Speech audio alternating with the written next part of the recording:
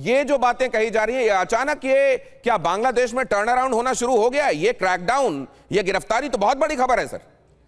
देखिए, अभी बांग्लादेश में अभी तक मैं शोएब चौधरी साहब की ये बात मैं बार बार आपसे मुस्तकिल कह रहा हूं, प्रोडक्शन टीम किसको बनाइए और फ्लैश कीजिए, आप क्यों नहीं कर पा रहे हैं, मेरे समझ में नहीं आ रहा है। आप अपनी बात कहें अस्थाना सर।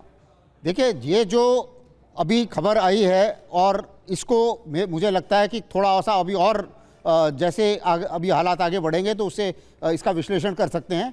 लेकिन जाहिर है कि अभी ये नज़र आ रहा है पुलिस को भी और सिक्योरिटी एजेंसीज को भी, अगर ये खबर सही है तो, कि ये जो जिहादी शोएब चौधरी साहब के हवाले से डालिए। हाँ, और ये जो टेररिस्ट का एंगल है और पाकिस्तानी आईएसआई का एंगल है, तो जाहिर है कि ये इनको तकलीफ में डाल सकता है। और यूनुस को जो लग रहा है कि अगर मैं इससे अपने आप को डिस्टेंस नहीं कर पाया तो मेरी सत्ता वैसे ही चली जाएगी, इसलिए मुझे कुछ ना कुछ ऐसा करके दिखाना पड़ेगा कि मैं एकदम न्यूट्रल हूं और मेरा पाकिस्तान। सर, ये क्या उससे पहले जो एक शतरंज खेली जाएगी 12 फरवरी से पहले, जो एक शतरंज खेली जाएगी शोएब चौधरी साहब, उसका ये हिस्सा है?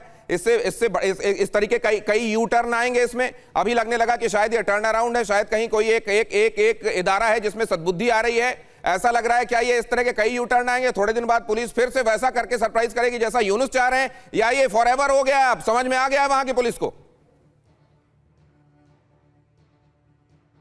शोएब चौधरी साहब, शोएब चौधरी साहब को मेरी आवाज जाए, इंश्योर कीजिए, उनके पास जाऊंगा। लेकिन उससे पहले जरा ये खबर दिखाता हूं आपको, पाकिस्तान की बड़ी साजिश का पर्दाफाश। आईएसआई ने ढाका में सीक्रेट सेल बनाई, सोर्सेज बता रहे हैं। ये ढाका हाई कमीशन में खास विंग बनाया गया है। यूनिट का हेड एक ब्रिगेडियर को बनाया गया है, ब्रिगेडियर लेवल ऑफिसर को वहां यूनिट का हेड बनाया गया है। ढाका में जो पाकिस्तान हाई कमीशन है उसके अंदर ये ढाका सेल पाकिस्तान ने बनाई है। कई मेजर और मिलिट्री ऑफिसर सेल में शामिल हैं। हर महीने 20 करोड़ टका खर्च किए जाते हैं। हर महीने 20 करोड़ बांग्लादेशी करेंसी यहां भेजी जाती है कि ये ले लो और बांग्लादेश में गड़बड़ी फैलाओ। यहां पर ये जो सीक्रेट सेल बनाई गई है, जाहिर है अब ये सीक्रेट नहीं रह गई, दुनिया को इसके बारे में पता चल रहा है। एक्शन क्या लिया जाएगा बहुत जल्द आपको यह भी मालूम होगा। लेकिन आप मंशा देखिए जरा, सैयद अली साहब वहां से जब इन तमाम बातों की मजम्मत करते हैं तो लगता है या तो अपने ही मुल्क के बारे में वो बहुत इनोसेंट हैं, उनको मालूम नहीं है, या मालूम है लेकिन उनकी वो लाइन टो करने की मजबूरी है जो वहां की इस समय मुनीर डिस्पेंसेशन ने ले रखी है।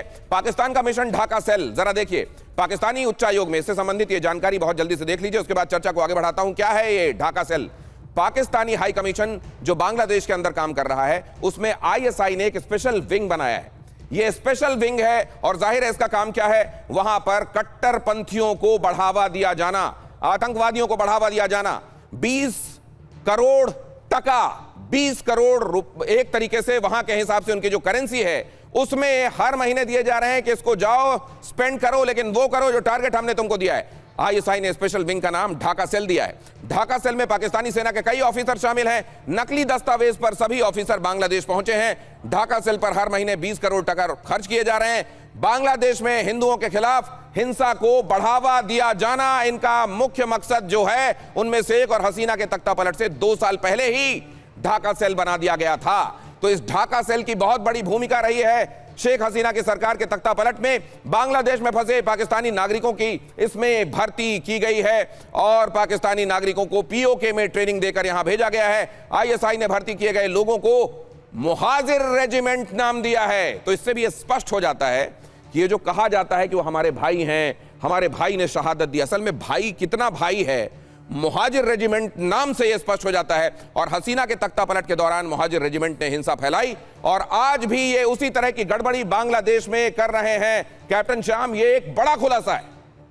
दिनेश, देखिए बिल्कुल सही आपने कहा और ये बहुत निश्चित बात है कि एक बहुत बड़ी नपी तुली नीति की तरफ आईएसआई लगातार काम करती रही। आपने मुनीर का बयान आप भूले नहीं है, जब उन्होंने ऑपरेशन सिंदूर के बाद कहा था कि अगली बार हम इनको इश्क से देखेंगे। तो ये इश्क से देखने का बयानात और उसके बाद यूनुस की बातें और वो हम 7 स्टेट्स को काट देंगे, उनके पास कोई समुद्री सीमा नहीं है, ये यूनुस का बयान, ये सब आप मिला के देखिए ये क्या है। ये एक आज की घटना नहीं है, एक पूरी नीति की तरह वो काम कर रहे हैं, बांग्लादेश को एक इस्लामाबाद की तरफ ले जा रहे हैं। और जो पीएमएल के जो यूथ के नेता है वो बयान देते हैं, ऐसे लोगों के बयान पर पाकिस्तान हाई कमीशन में हमारा विरोध होना चाहिए। बांग्लादेश के हाई कमीशन को बुलाया जा रहा है, पाकिस्तान के हाई कमीशन को बुला के ये नोट जारी करने चाहिए कि आप क्या कर रहे हो, हमारे लोगों को सुलझा रहे हो, आप एक तरह से आग लगा रहे हो। और भारतीय, मैं एक और बात कहना चाहता हूं, पाकिस्तान की पुलिस और वहां की सेना माकूल है, कुछ न कुछ तो करती है और कई बार उन्होंने रोका भी है उसको, लेफ्टिनेंट जनरल जो वहां के आर्मी चीफ जो है। लेकिन इस समय की ये जो बड़ी खबर शोएब चौधरी साहब ने दी है और जिसको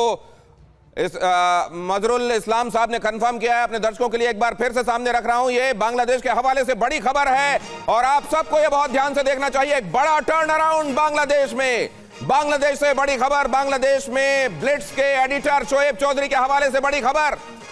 अताउर रहमान विक्रमपुरी को गिरफ्तार किया गया। शोएब चौधरी का कहना है अमेरिकी राजनयिकों पर हमला करने वाला था। अताउर रहमान न सिर्फ अमेरिकी नागरिकों पर बल्कि हिंदुस्तान के हाई कमीशन पर भी हमला करने का इरादा था।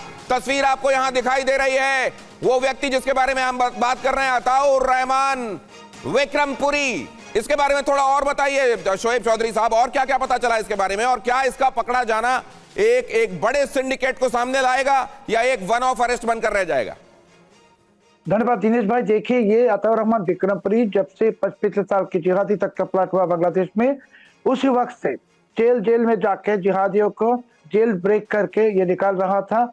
और ये बांग्लादेश में आप जानते हैं कि सारे देश में जब एंटी हिंदू एंटी इंडिया जो प्रोटेस्ट मूवमेंट जो कुछ हो रहा है, इसको ये फंडिंग कर रहा था। पाकिस्तानी आईएसआई के ये कैरियर थे, पैसा दे रहा था, हथियार दे रहा था। और आज ही रात को इसके प्लाट थे कि बांग्लादेश में भारतीय हाई कमीशन में जिहादी अटैक करेगा। पैटर्न मुझको माफ कीजिए शोएब सर, ये बात आपने बताई, मैंने फ्लैश कराई ब्रेकिंग के तौर पर, लेकिन एक पैटर्न मैं देख रहा हूं सर। ये देखिए, हादी को पहले इस्तेमाल किया जाना शेख हसीना के खिलाफ, फिर उसको गोली मार देना। अभी हम देख रहे हैं कि ये बीएनपी के नेताओं के घर भी जलाए जा रहे हैं। उधर आवामी लीग पर पहले बैन कर ही दिया गया है और छात्र आंदोलन से निकले जितने भी इस तरह के राजनीतिक दल हैं, अभी एक 2 दिन पहले गोली मारी गई, कान के बगल से गोली निकल गई कान को छूते हुए। मतलब ये सब के सब जो खतरे में हैं। मैं एक बात समझना चाहता हूं, और आज ये विक्रमपुरी की गिरफ्तारी, ये लोग जो किसी समय इनके बड़े काम के रहे, अचानक आज इनको ये क्यों लगने लगा है कि इनसे पीछा छुड़ाना है, इनको क्यों गिरफ्तार होने दिया जा रहा है या कार्रवाई हो रही है, गोली मार दी जा रही है?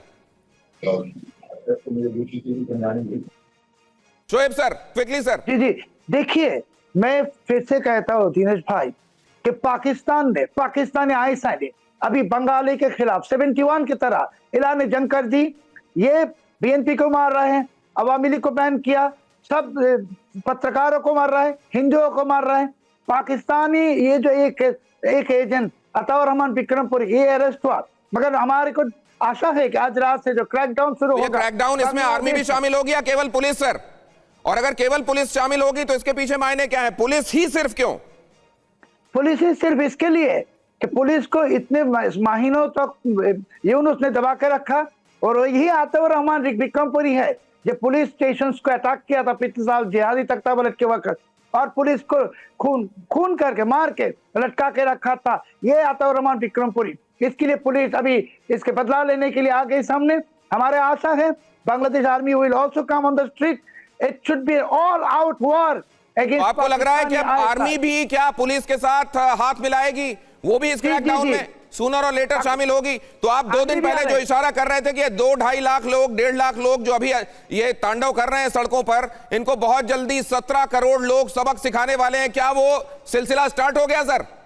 जी, पुलिस आएगा, आर्मी भी क्रैकडाउन में आ रहा है और मैं आपको ये कंफर्म करता हूं 2 दिन में आप देखेंगे बांग्लादेश की सड़कों में करोड़ लोग आ जाएगा। कल से शुरू हो जाएगा, लाखों लोग सड़कों में आएगा against Yunus, against Pakistani ISI, against Pakistan and against Pakistan के जितने दलाल है बांग्लादेश। सैयद अली साहब सुन रहे हैं आप? मैं सुन रहा हूं बिल्कुल इनकी भाई की गुफ्तगू को, और इसको इस तरह इनको समझाता हूं कि वाकई बांग्लादेश की सड़कों पर करोड़ों लोग नजर आएंगे, क्योंकि तारिक रहमान कल आ रहे हैं, कल तक वो वहां लैंड कर जाएंगे। और मैं उम्मीद करता हूं कि आपने तारीख में इससे बड़ा और इससे बड़ी अवामी ताकत बांग्लादेश में कम से कम नहीं देखी होगी। अरे उनकी सलामती के लिए दुआ कीजिएगा। यूनुस सबको टपकाने में लगे हुए हैं, उनके ऊपर भी गोली ना चल जाए। मुझे तो उनके लिए भी खतरा लग रहा है सर, मुझे तो बीएनपी के लिए भी बड़ा खतरा लग रहा है। ये मेरे साथ मजरुल इस्लाम साहब हैं, बीएनपी के नेता भी खतरे में हैं क्या सर? इनके लिए भी थ्रेट है क्या? थ्रेट परसेप्शन खालिदा जिया के बेटे के लिए? बिल्कुल। आपको तो लास्ट फ्राइडे एक घरों पे बीएनपी का लोकल लीडर, वो नौखाली का बेगमगंज एरिया का था शायद, वह 3 लड़की संग समेत एक बाप को, वो जो बीएनपी का लीडर था, सामने से ताला मार के आग लगा दिया गया, एक बच्चा मर गया। ठीक है, तो ये तमाम राजनीति जो परंपरागत रूप से करते रहे उनके सबके लिए खतरा है, क्योंकि आज जमात को मजबूत बनाना है जो बहुत अरसे तक बहन रही है। खबर आपके सामने एक बार फ्लैश करता हूं फिर से, ये बड़ी खबर शोएब चौधरी साहब ने दी है। आज रात में बड़ा क्रैकडाउन हो सकता है जिहादियों के ऊपर। बांग्लादेश के पत्रकार शोएब चौधरी के हवाले से बड़ी खबर। आतंकी अताउर रहमान विक्रमपुरी को गिरफ्तार किया गया। अमेरिकी राजनयिक पर हमला करने वाला था अताउर रहमान। लश्कर के बांग्लादेश चैप्टर का 2nd इन कमांड है अताउर रहमान। आप सबका बहुत धन्यवाद शोएब चौधरी साहब, आपका बहुत धन्यवाद हमारे साथ ये महत्वपूर्ण खबर साझा करने के लिए। Thank you so much sir. आपके पास एक बार फिर से हाजिर हो रहा हूं। आगे सत्ता है, उसमें बहुत सारे रेवोल्यूशंस इंक्लूडिंग बांग्लादेश, और उससे पहले अभी की जो हेडलाइंस है मैं आपके सामने रखने वाला हूं।